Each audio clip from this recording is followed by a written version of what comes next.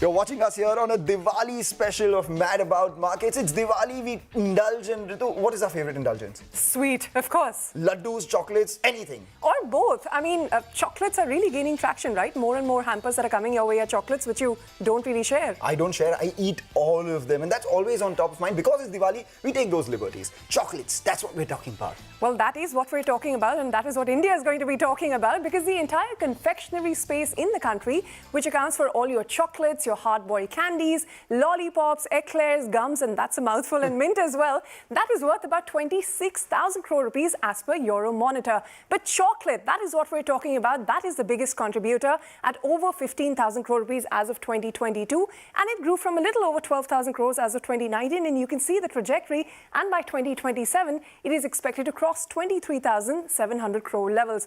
Mangalam, what is really powering this chocolate train in India other than our appetites? Our appetites for sure, but you know, it's the classic template for Mad About Markets: growing population, growing disposable income, and it's lending itself to the growth that we're seeing in the chocolate market as well. Shifting consumer taste. People are looking at exploring newer avenues of sweet consumption, rising middle class disposable income. They've been key growth drivers for the mass chocolate market, which accounts for majority of the 15,500 crore that Ritu just spoke about. But increasingly, there is a fascination, love for international luxury chocolate experiences. There are a lot of local artisanal brands coming in, and now there is also the increased awareness of health benefits of dark chocolate. Whatever be the reason, people are spending a lot of money, and a lot of waste share is what the chocolates are gaining these days. Well, a lot of people are gaining waste share, like you said, but these companies are making lots of money. We'll quickly introduce our guests that have all the insights we need today. We have R.S. Sodhi, the Managing Director of Amul with us, also Vikram Karwal, the Senior Director, Marketing at Mondelez India, and also joining us on the program is Kalpesh Parmar, the Country General Manager of Mars Wrigley India. Gentlemen, thank you and welcome on the show. Vikram, I'll start with you. You know, over the years, how has Mondelez increased the market around chocolates? Could you give us some numbers on what kind of consumption trends you're seeing, the occasions when chocolates are used, etc.? Yeah, I think our endeavor over the years in Mondelez has been to drive penetration for the chocolate category and also improve consumption, not just in urban areas, but also in rural areas by driving relevance for the category on different occasions. Also by introducing different products which cater to different needs for the consumers. So the penetration of the category today stands at about 40%. Which means 40% of the consumers are consuming chocolate category at least once a year. And we have also delivered very strong and relevant communication over the years, which has engaged consumers with the category and driven consideration. Take your point on all those factors that you spoke about, because Mondelez has been the key for India. Chocolate market equates to Cadbury Dairy Milk, as we'll find out now. But we also have Kalpesh with us. Kalpesh, you know, from a Mars Wrigley standpoint, we have seen a lot of growth drivers. What, according to you, are the drivers, and how big, importantly, can it be going forward? The chocolate category in India is still at a nascent stage. The consumption in India is probably anything around 300 grams per person per annum, depending on what research piece you see. That means the category is, the chocolate category in India is close to 15,000 crores. Yeah. Now, there is a trend of health and wellness. Apart from that, there is a trend of indulgence or small moments of happiness. So if you combine and give people a bit of nuts, a bit of chocolate, a bit of packaged quality products, that's where this category can go from the current 15,000 crores to probably 150,000 crores in the next 10 to 20 years. Yeah, as long as we are able to give the right quality at the right price, at an affordable price. It's not just about operating in the large cities, but how do we have these products offered in markets like Allahabad and Indore also, and not only in the metros. Of course, during COVID, what happened is people were more comfortable while working from home. They wanted to also snack at home. And that's where their comfort level with packaged foods, snacks which are packaged, grew a lot more. And that's where we've been seeing some great growth in the range of 10% in terms of CAGR. And I think this should continue. As I said, the category should grow from 15,000 crores to much higher numbers in the next 10 to 20 years. And the immediate 3 years also looks pretty exciting. Well, the pandemic snacking is taking some time to get rid of, but we've heard from the international players. Mr. Sodhi, for you, how important is chocolate as a category? Of course, Amul has a great brand, great recall, but Indian players like Amul do have a lower market share. Well, first thing is, let me tell you, chocolate category is a growing category in India because now everybody wants to consume cocoa-based, some sweet things. So, and chocolate meets that requirement. Now, Indian chocolate market is around, as per our estimate, 15,000 crore per annum. It's growing at the rate of 15 to 16%. But Amul is in a different category. We are not in the usual category of chocolate with more of sugar and other products. We are, for the last 4 or 5 years, we are stressing more on more cocoa-based, where chocolate content is or cocoa content is more, maybe 55%, 75%, 85%, even 99%.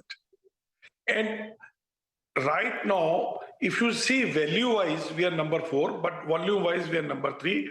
And our market share today is around 3 to 4%. Okay. And we have seen in that category, growth is coming maximum. I mean, we put up a new plant just 3 years back, which are 5x of a capacity. And now we are again doubling it. And the way we are growing, the growth rate is 40, 50%. I think in next 2 years, Amul will be a 1,000 crore rupees brand as far as niche dark chocolate are concerned. Well, do hang on, gentlemen. We're going to talk about the components of the chocolate market as well. But before we do that, Mangalam, what is your favorite kind of chocolate?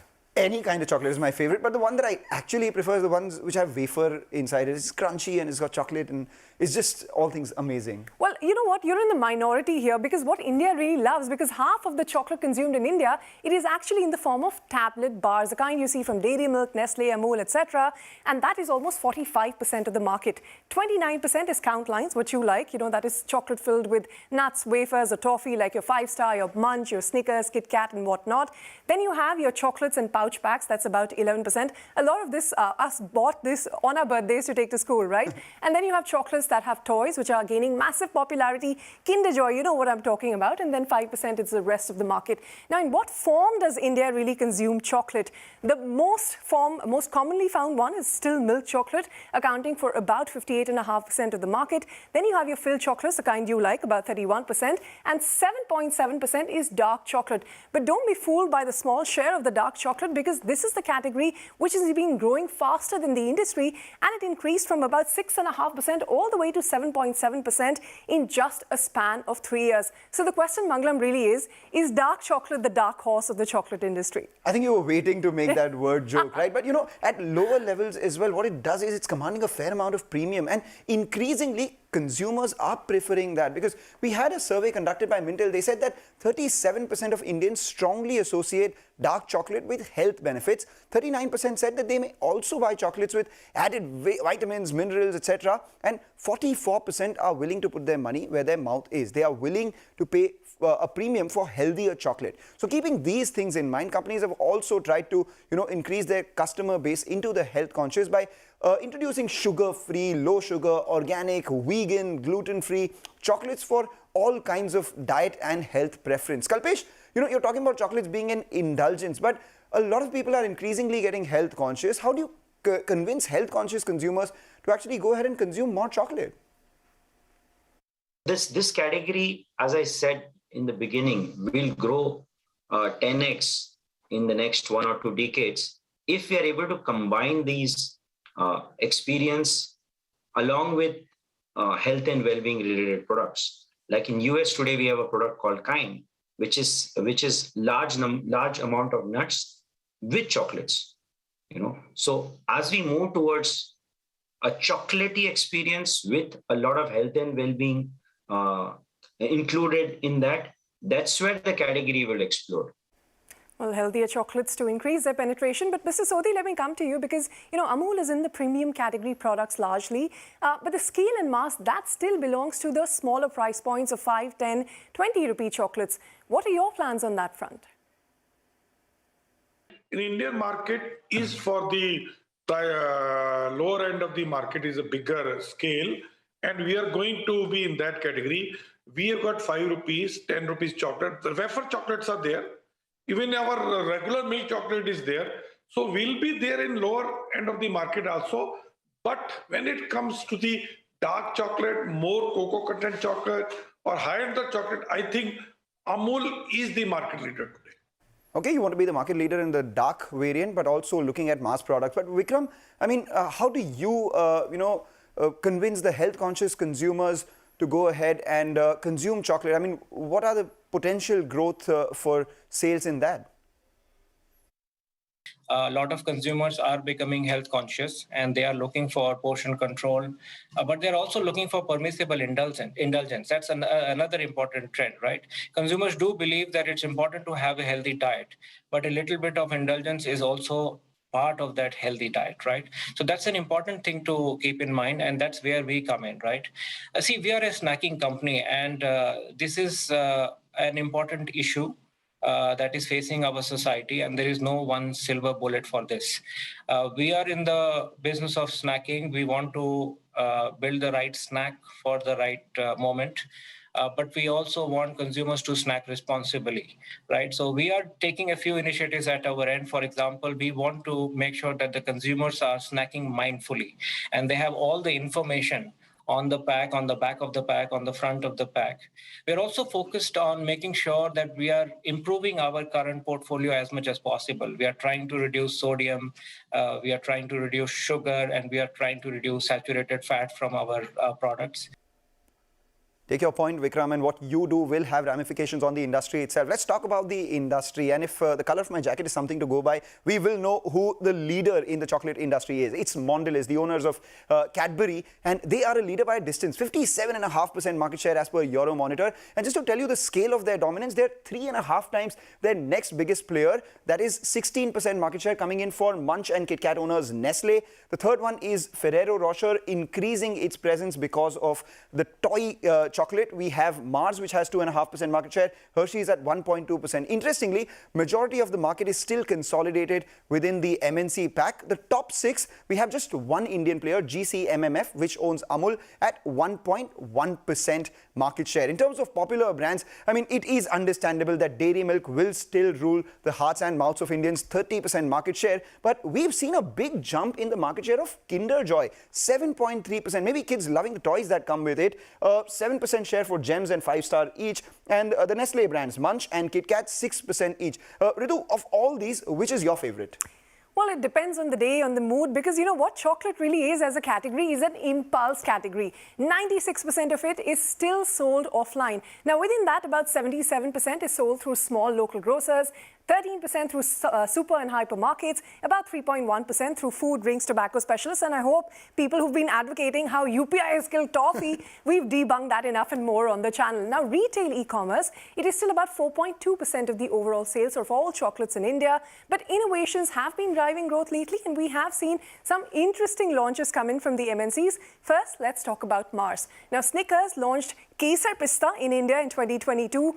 Double Mint had Pan Mint for India, and Orbit had Raw Mango in 2020. Mondelez too has a Cadbury Dairy Milk with less than 30% sugar and a Dairy Milk variant where, as they customize Cadbury celebrations and gift boxes for e-commerce, you also have Amul, which is the leader of the premium dark chocolate market with 75%, 90%, 99% and as much as 100% dark chocolate options that are available in the market. I don't know how many takers there are for it yet, but it's a fast-growing category. It seems like there are a lot of takers for the Kesar Pista Snickers. I personally tried it. It wasn't good as compared to the original Snickers, but I get why a lot of people might like that little bit of Indianness in their chocolate. Well, not for me. Well, let's ask that to Kalpesh itself. Kalpesh, isn't it ironic that when you want to grow international flavors and the experience and yet launch something like Kesar Pista Snickers, what was the rationale behind that?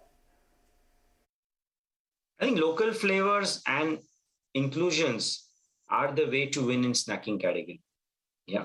And again, when it comes from globally loved brands like Snickers, or Galaxy, the acceptance from the consumer increases. Why? Because in today's world, we are in a phygital world. So while people shop in a local grocery store or a supermarket store or an e-commerce channel, but it should have a social media value.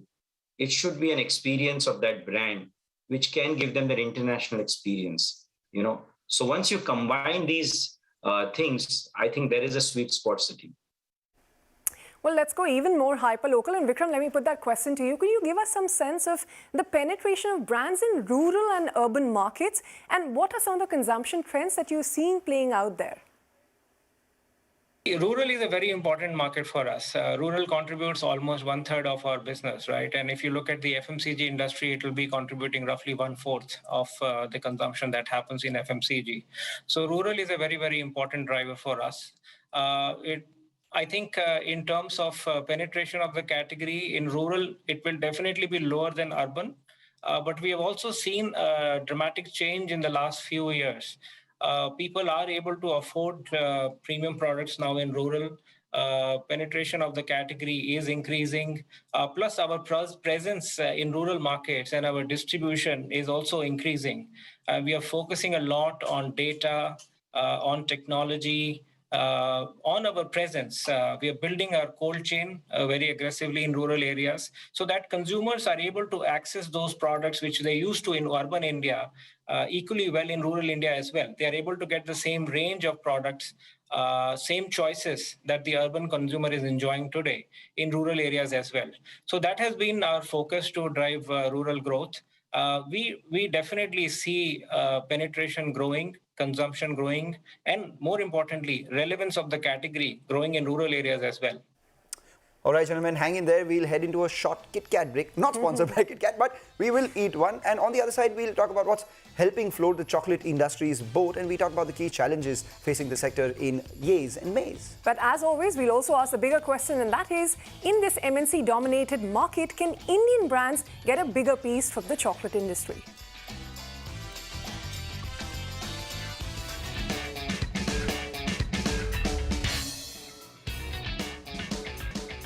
Welcome back. You're watching us here on Mad About Markets. This is the Diwali special and we're focusing on the chocolate industry, and there's so much to talk. But as always, it's that time of the show when we focus on the yays and the mays. I wonder what could be the maze of chocolate. I mean, everything has to be a yay, right? I know, but we'll try. Okay, we'll try. The biggest yay for me is that, India's per capita consumption is just 360 grams per year as compared to developed markets who consume 5 to 10 kgs of chocolate every year. So that's a long way to go, and that sounds delicious. 5 to 10 kgs of chocolate.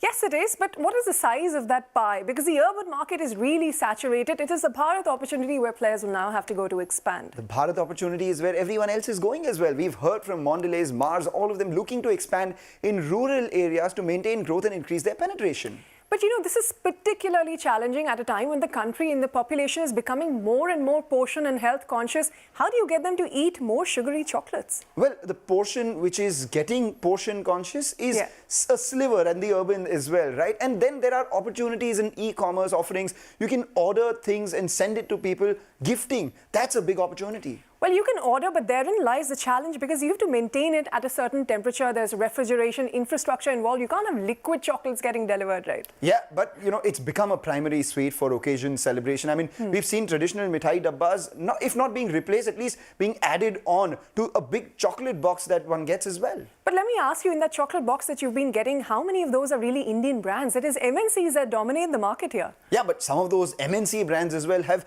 woven themselves into the fabric of India so much that it's difficult to imagine India without Cadbury, so to say. And, a lot of these MNC brands have also launched India-specific flavors. Kesar, pista, Snickers, anyone? Well, we've talked about what works and doesn't work for the industry, but I guess the biggest question still remains for a growing health-conscious population. How do you, Kalpesh, for instance, drive the growth from 300 grams per person to 2-3 kilos? How will you get them to consume more and drive this penetration? So large categories in snacking, let's look at categories like biscuits. They are close to 80% penetration. Categories like chocolates are available in only 50 to 60% of the retail universe. So it is about mental availability and physical availability. Yeah, so once the chocolate players are able to make the products available in 80-90% of the retail universe, yeah, again, at the same time giving the right price points, then there is a sweet spot sitting over there. That brings us to the bigger question, and which is, can Indian brands get a bigger piece from India's chocolate market? That question to you first, Mr. Sodhi, and then Kalpesh, your thoughts. Yeah, you see, as far as our revenue is concerned, it may not be even today 1% of our total turnover, because last year it was 61,000 crore. But we feel that in another 2-3 years we'll be at least having 10% market share. And I tell you, purpose is not only to have high top line or anything. Purpose is to provide better price to the cocoa growers. So once Amul is there or Camco is there, others also have to pay more price, like we have done in the milk. In the last 20 years, maybe 20 years ago, the gifting was local products or local mithais. And thanks to the great work all the companies have done, today a huge percentage of gifting is through chocolates. And every time someone gifts a chocolate to someone, that's entry into a new household. So I think it's going to be an and. I love Indian mithais. I'm a big fan. And I don't think chocolates can replace that happy moment what an Indian mithai gives. But with the new generation, they are looking at not just having the traditional experience, but they want experience which they can also talk on Instagram, you know. So that's where a brand like M&M comes in and said, wow, I got this M&M pack, and then I'm having that, I'm gifting that during the Diwali season. And that's where the category would grow. Having said that, from a 20-30 year lens, I believe both will coexist. But the millennials, Gen Zs might be more comfortable with these international experiences or local experiences which they resonate with. So it will be, both will exist, but again, packaged confectionery products will do very well from a long-term or a medium-term perspective. All right, so from the long-term standpoint, Indian mithais, Indian brands and international brands, all of them will coexist. It will, so long as people like Ritu and me continue to eat all those sweets. But thank you, Mr. Sodhi, Kalpesh, Vikram, for joining us and giving us your perspective on the chocolate market. I think they whetted our appetite enough for us to just go grab a bite of chocolate. Thank you. And you all have a happy Diwali.